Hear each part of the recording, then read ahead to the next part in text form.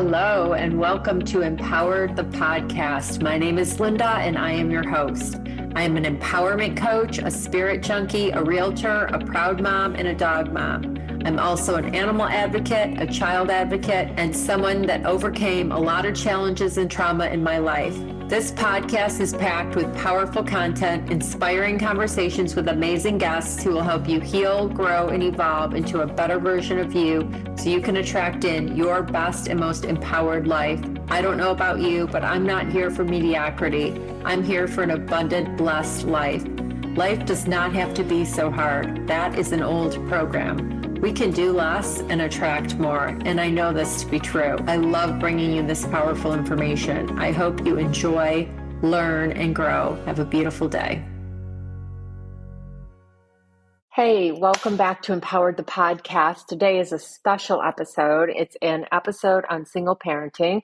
I was a single mom, and I want to share what I learned. Single parenting is a superpower. You are a superhero if you are a single parent, okay? You're a superhero. And I want to talk about how all the things you're dealing with and how to be at peace as much as possible, how to be in joy as much as possible, how to make it livable for everybody as much as possible, how to thrive. So I met my son's father in 94, because I was licensed in real estate in 92. I think I met him in 94. And we were not really a match. It's a whole story, but we ended up relationship, and then we had a child together in 1998. And I was not who I am today, guys. I was not this evolved, healed, powerful person. I was always powerful and loving, and I was always a kind soul. I always had a good heart, but I wasn't as smart as I am. I was still flawed, but we're all flawed. But anyway, but my love for my son was always gigantic. He was a giant gift from the Lord, from the universe, from source. And I never will forget how beautiful and blessed I am, because if it wasn't for a Catholic hospital, I probably wouldn't have my son, because I had bleeding in the beginning of the pregnancy. And the one hospital, I remember them saying that they would have aborted him if it wasn't a Christian hospital. I don't know, something like that. But anyway, that's neither here nor there at the moment. I want to talk about what it is like to be a single parent, the best way to thrive for you and your children. I want to talk about this because I feel it's really important. I am a single parent coach. I am a realtor coach. I'm a women empowerment coach. I'm a coach. I'm an empowerment coach. But I feel I'm qualified to coach parents because I successfully, with the father, co-parenting, raised a wonderful, healthy, happy, independent son. And it was not easy, and it was challenging, and we didn't get along raising him up. We did not co-parent in an ideal situation. If you get along with your ex, you are ahead of the game, guys, ahead of the game. And I highly recommend that you do. I remember the first attorney that I sat down and talked to, he said, it behooves you to make things work, or it behooves you.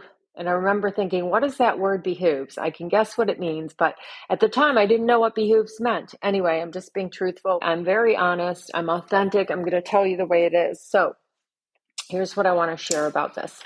Your kids did not ask to be born. Your kids did not ask for the situation that they are in.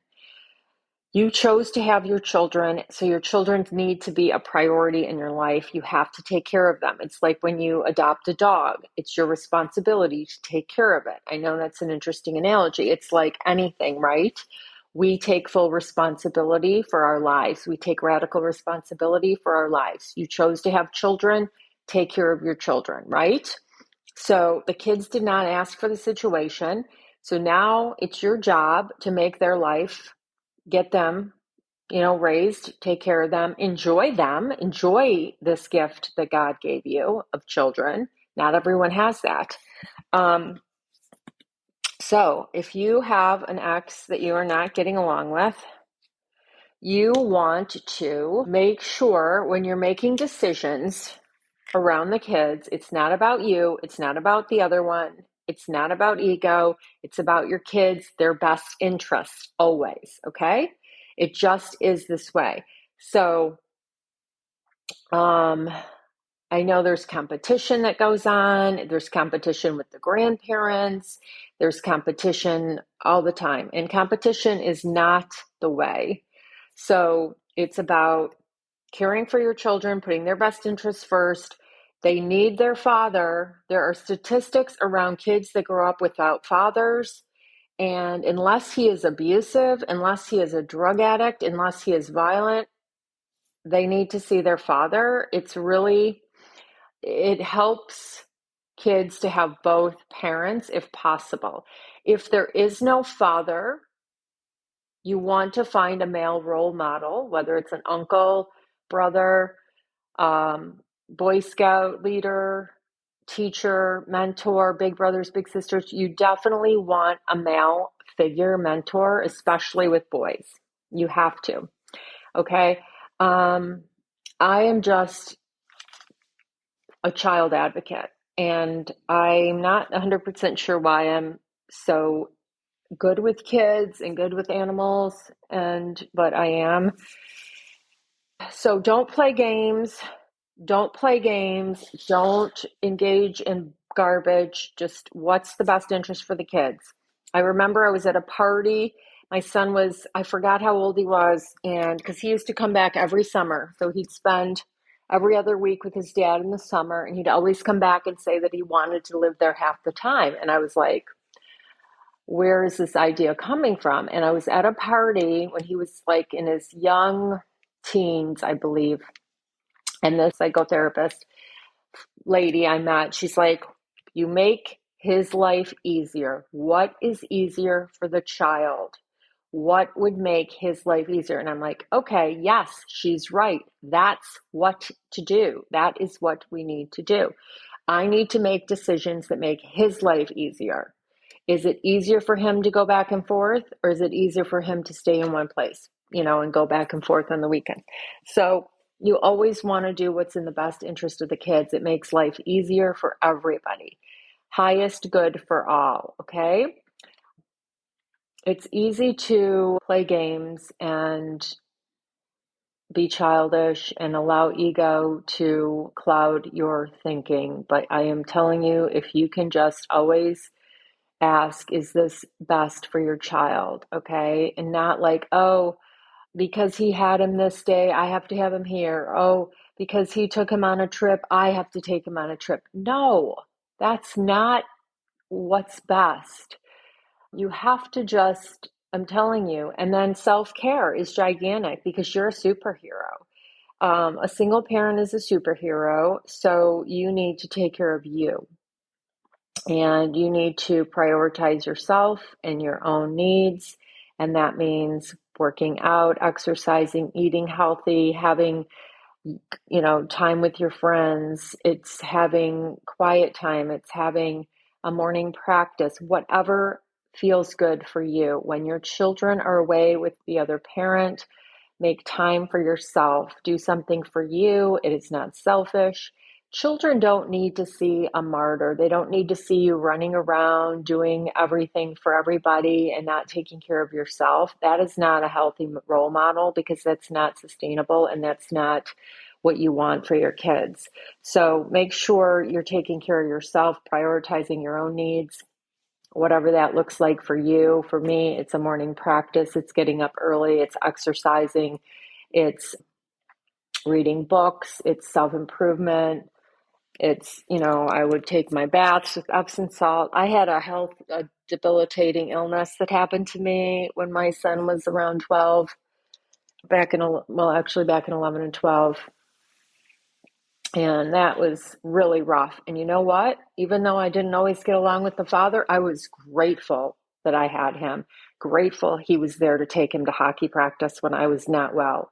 Grateful that he had a father that was able to help with him. So we have to be grateful. This is a practice I would love for you to practice, is gratitude. Every single day, you're grateful for something. It shifts you out of any victim mindset, lack mindset. gratitude, okay? So I'm saying a lot of different things. As far as like dating again and all that, like you can do that if you want. I did a little bit, but I really focused on raising my child, taking care of myself, doing my work. You chose to have a child, focus on that, do your job as a parent, and give your kids what they need. Give them what they need. If they need sports, make it happen. Boys need sports. They have energy, okay? I would have been a school teacher if I had a different, went back in time probably, because that was my calling. I am a coach, I am a teacher. And yeah, I wanted to tell you that, the kids did not ask to be born. They didn't ask to be brought into this situation. Love them. Put their needs first, always. Make decisions that are easiest for them, what is best for them. Don't try to control what happens when they're with the other parent. Do not try to control. Do not text them 24/7. Just live your life, let them live theirs, respect their time with the other parent. If they want to share, great. Prioritize your own needs and self-care. Don't forget about that, but do not try to control what you can't control. It'll make you crazy. It'll make you crazy. And then when making decisions, just see, is this in the best interest of the child? The other parent has a new girlfriend or boyfriend and they want to take the child on a vacation or something. I remember when Josh's father and his father's mother was taking the whole family to Israel. And I remember his sister-in-law saying, "Are you going to let Josh go?" And I thought, of course I'm going to let him go. That's like a lifetime experience. He's going to go to Israel with his whole family, his aunt, I mean, not me, but his aunts and uncles and cousins and grandma. I mean, I'm not going to not, but, and of course, plus he probably would have fought me anyway, but, but that's not why I wanted him to go. But yeah, we didn't get along, his father and I. It was really a challenge. We did a lot of communicating through emails. I don't think we had text messages at the time back then. It didn't happen. It wasn't happening yet when we first were apart. But my son grew up in two different homes. He lived a mile apart from us. So he always knew geographically that his father was a mile away. And he had peace in two homes. And it's funny because people will say, "Oh, were you ever married? Oh, you've never been married?" I said, "Well, I knew I'd be divorced if I married his father. And I thought it would be better for him to grow up in two peaceful homes." And people mostly usually say, "That's great. Good for you that you made that decision." But he grew up in two different homes, two peaceful homes. There was only really a couple times that he witnessed us like arguing or fighting in front of him. I can remember maybe two times in his entire life, really, that happened in front of him. But, his dad grew up very different than me, and we were very different people because yeah. And, if you have, I think you probably already know this, but like if you're dating somebody, and there's two ways to look at it. If you have a relationship with someone new, and there's two ways, right? I've heard the saying where, of course, you don't let your kids meet this new person because if it doesn't work out, then they just, got attached to someone, or you don't want them meeting all these different people, like, and then it doesn't work out and but then there's the other saying where they can meet this new person. I don't know. There's multiple ways you can read up on, I always say you can talk yourself into or out of anything, but I like to protect the kids by just not really sharing your personal situation until it's really, truly serious. I had an interview with, let me think of her name right now. Anyway, she was a single mom and she was engaged to this guy for years, and she like never wanted him, didn't want to live together because she had her way of raising her kids and she just wanted to do it that way. But And I respect that, respect that. Everybody's different, but I have another huge thing I have to share, and that is do not disparage the other parent in front of the child. And we all have done this and we do this. Just watch yourself. Don't talk negative about the other parent in front of the child. It's so wrong because part of it is they are part of that parent. So when you criticize the other parent, you're actually criticizing the child too. So be really careful not to do that. I have witnessed it so many times. It's so unhealthy to do that in front of your kids, like talk bad about the other parent. But then I've also had where people find out that the ex was cheating and they never tell the kids because they don't want the kids to think bad about the other parent. So, I mean, there's two ways. But we did a program called Smile back in Michigan in the early 90s, and it was, or in the late 90s when Josh was born, and it was called Start Making It Livable for Everyone. It was required. It was like a 4-hour class that we had to go to the courthouse and listen to and watch. And it was really good. It talked about the statistics of kids that grow up without a father and how girls are promiscuous and in grades, the kids they have as good of grades, and how important it is for them to have both parents. It talked about when the kids are leaving, don't be like, oh my God, I'm going to miss you so much. Don't make a big deal out of it. And then when they come back, don't you don't need to be dramatic like that. You want it to be okay, go have a good time, and those things stuck in my mind, you just want to make it livable for everyone, and you want get a coach, get help, get a therapist, get help. If the kids need help, if they're struggling in any way, definitely get them help. There's so many resources now at school. There's Big Brothers, Big Sisters. I am a mentor with Big Brothers, Big Sisters. I mentor a little boy at school. I help him with reading and math. And now it's summer, so I'm not doing it. Don't play games, guys. Be an adult. You brought these kids into the world. Take care of them. Take care of you. Don't engage. And if you're getting texts or any kind of crazy, just wait to respond. Don't react, respond. Always come from your higher self. I know it's hard before you do ego, right? And I hope this conversation served and supported you. I really love kids, and I feel like they are our future and they are worthy of proper care and proper love. And if you brought them into the world and that you are a single parent, for whatever reason you're a single parent, you're a superhero and you can do this, and we can do hard things. And I hear these amazing stories of people who came from single parents, so many amazing stories where, oh, my mother worked 3 jobs, all these different things I hear. And I just want to, commend you because, you are a superhero. So have a beautiful day. If you are looking for any more support, you can go to LindaBrandCoach.com. You can email me at LindaBrandCoaching@gmail.com, info@LindaBrandCoach.com. Have a beautiful day, or info@LindaBrandCoaching.com. I'm sorry.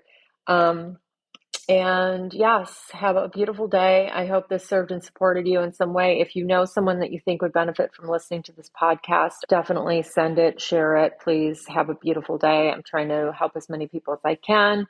And happy 4th of July, everybody. Take care. Thank you so much for listening to today's episode. It means so much to me that you are here listening. I know you have so many options of things to listen to, so it means so much to me that you are here. I hope you enjoyed it and found value. If you did, the best way to support the podcast is by sharing, subscribing, and leaving a review.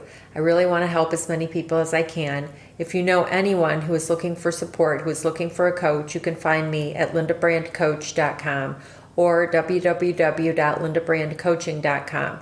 I'm also on all social media platforms, Facebook, Instagram, LinkedIn, TikTok, all the places.